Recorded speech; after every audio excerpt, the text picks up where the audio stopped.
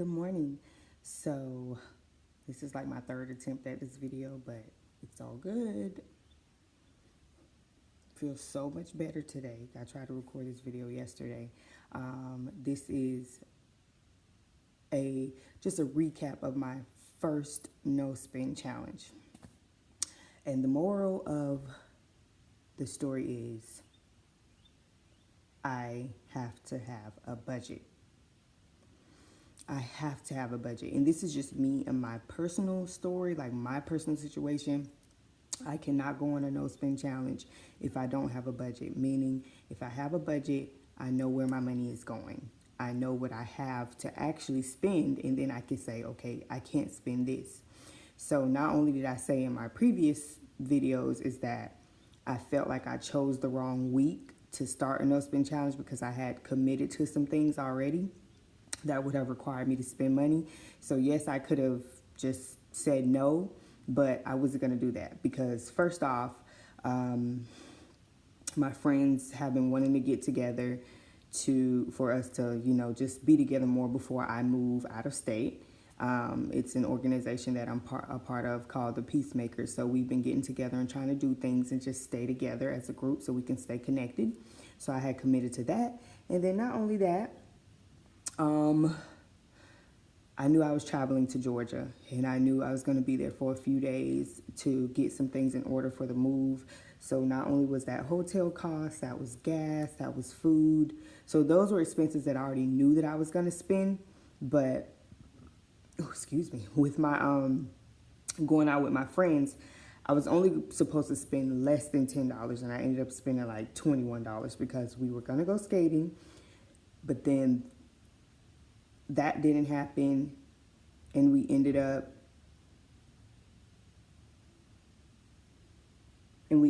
out to eat. So when you go out to eat, you spend more money, and we were trying to avoid that. So that's what happened.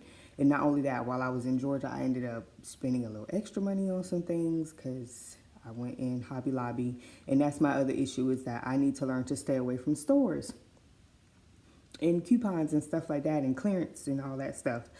So the main thing I got out of my first no spend challenge, and this is the reason why I'm glad that I did choose to do this, because when you say, okay, I'm going to do this, it puts your level of awareness up a few notches.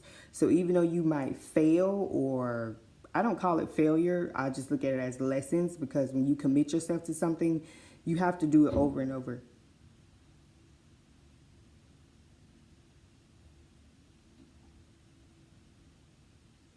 You have to do it over and over and over until you get it.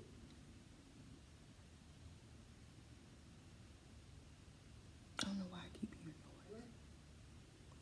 But you have to keep committing yourself over and over and over until you get it. So that's part of the process. That's a part of growth. That's a part of the journey. You just have to keep doing it over and over. So just making sure you don't quit. So, of course, the first time you're going to fail, or you might not do it the way you want to, but you learn the most lessons in the beginning. So as you get better and better at it and you season yourself, then you just get better. I'm so distracted because I feel like I'm hearing somebody at the door or something. I'm sorry. But so the main lesson that I learned is that I have to have a budget. And honestly, y'all, I struggle with budgeting because we don't always have consistent amounts of income coming in, but that does not matter. You should, there's a plethora of videos on YouTube that I have watched where people are still able to budget even with a inconsistent amount of income. So it might change every week or bi-weekly, or they might lose income for a certain amount of time. They are still able to budget because at the end of the day, you still have to manage what you have, whether it's more or less. And I know for me, God is really saying to me, Crystal, you and your husband, y'all have to get y'all money straight because he is not going to give me more. And when I tell y'all I want more and I need more, I know he's not going to give me more if I cannot manage what we have right now. So it doesn't matter that my husband and I are in different states or whatever. He still is bringing in income. He still helps me pay bills here where I am. I do not have a steady income, so it's still getting on one accord. That triangle thing, we're the foundation. and we got to get it together so we can meet God at the top, right? So it's still getting together and communicating and getting on one accord and talking about the things we don't want to talk about. Money, because money has always been our struggle. So this is how I know that it is time to buckle down, clank, clank, and get on the money, like for real, and stop spending and stop acting like we got $1 million in the bank and stop acting like we don't have debt and stop acting like we could just spend, and that's definitely not the case. And I think we're like this because my husband used to have a really good job. He used to have a really good job for like 3 years.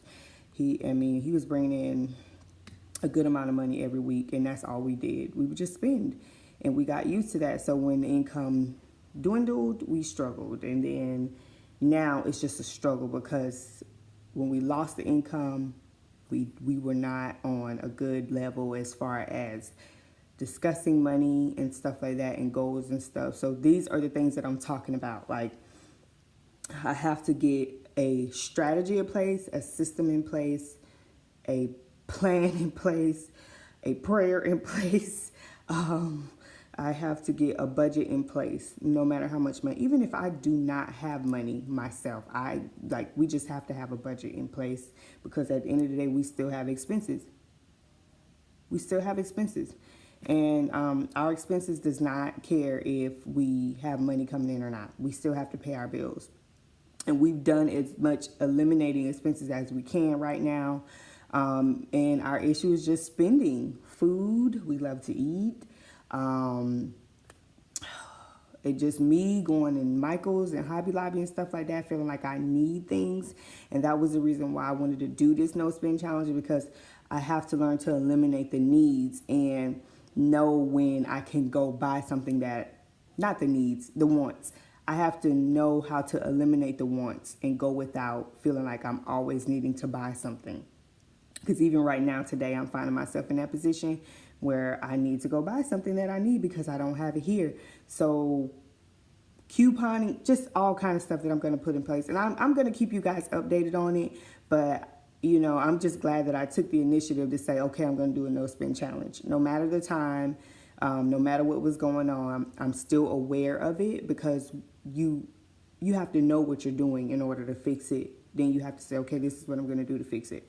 So the fact that I said, okay, I'm not going to spend, still put me on my mindset at a place where I paid more attention, and now I know what I need to do. So when I start my next no spend challenge, I have this thing in place. And then once I do the next, go through this one, there's something else that will show up that will say, okay, Crystal, now you need to do this. So that's the recap of my whole 7-day challenge, but I never did a recap of day 4 through 7. And it wasn't a fail. It was, I look at it as lessons. I'm going to stop saying that I failed. I learned a lesson. So now that I learned a lesson, it's time for the next test so I can pass. No failures. So here's to getting a budget in place. So my next challenge is a budget. Getting a budget in place and realizing that it's not as hard as it seems, because I always get overwhelmed when I try to budget. I don't know why. But it's finding the budget that works for me. So my next challenge is to get a budget in place and stick to it for longer than a week. I'm not even going to say a week. But let me know what's going on with you. Like, what your finances, how do you handle it? If you have some tips or advice that you would like to share with me, please let me know, because it took me a long time to even get to wanting to really get on top of my finances, because I would always feel overwhelmed every time I tried to face them. So even with the fact that my husband and I would never communicate about finances properly without arguing, that made me overwhelmed. And then it made me feel like, oh my God, I'm trying to tackle this. I'm overthinking it and trying to figure out what works for me. And it dwindle. We got more debt and stuff like that, and I cannot allow that anymore. So just share with me what you do, what works for you, what you use. If you watch anybody on YouTube, anybody you follow on Instagram that is really good with budgeting and paying off debt, and just, I know I can look, but you might know someone that I have not found yet. Please let me know. I am a very visual person, just to let you know. So looking at numbers, I need it to be pretty. And knowing who you are is very important when you're trying to do things. You have to know what works for you. I'm very visual, so I like to make things pretty. That's why I'm always buying planners and stuff like that, where I feel like, okay, this is what will make me want to do it because it's pretty, even though I still have debt and all that stuff. But yes, we are on a money glow up journey. I also want to encourage you to go follow my other page, Fearless Money Inc. on Instagram. I'm building this thing up, and bear with me, but it's all about your finances. And Fearless Money was birthed from me being broken. And people don't really realize how much your mindset and what you're going through internally, brokenness, depression, anything, pain, just seeds that have been planted that is hurting you and you don't even realize it, and it hurts your finances. So that's the story for me. And I used to blame people for a long time, but then once I started to get delivered from some things and realized what was really hindering me in life, I realized that Fearless Money was something that I needed to do and bring to the masses. So go follow Fearless Money Inc. on Instagram. Follow my personal page, The Mommy Glow Up. And please let me know what is going on with you guys financially. Any tips, any tricks, anything you're struggling with, we can get through this together because we're all on a journey together. I'm also dealing with this fear of missing out thing, which I will do a whole nother topic about that. I just had that revelation this morning as I was doing my devotional. So this whole fear of missing out thing causes us to mess ourselves up financially as well. And I'm a living testimony. So, remember to glow, remember to affirm yourself, remember to do what makes you happy, because you cannot pour from an empty cup, Mom. But you also know that when you don't have the money to do things that you want to do, or things you need to do, or to provide for your children, or just be there financially for your husband, it is a huge burden. It feels like something is just right here peeking around, saying, hey girl, you broke. Hey girl, you got debt. Hey girl, student loans. Hey girl, you need to go buy this. Hey girl. Yep, that's how it is. So it's like a burden. It's like somebody's constantly in your ear when your finances is a struggle. So I want to bring peace to that, not only in my own finances for my family, but to yours as well. We could do it together. We building generational wealth. It's not about fear of missing out. It's not about keeping up with the latest. It's about being able to provide for generations to come. So I'm out because I'm rambling, and it was only supposed to be 10 minutes, but that's a recap of my No Spend Challenge, and I want you to join me on the next one. Until next time.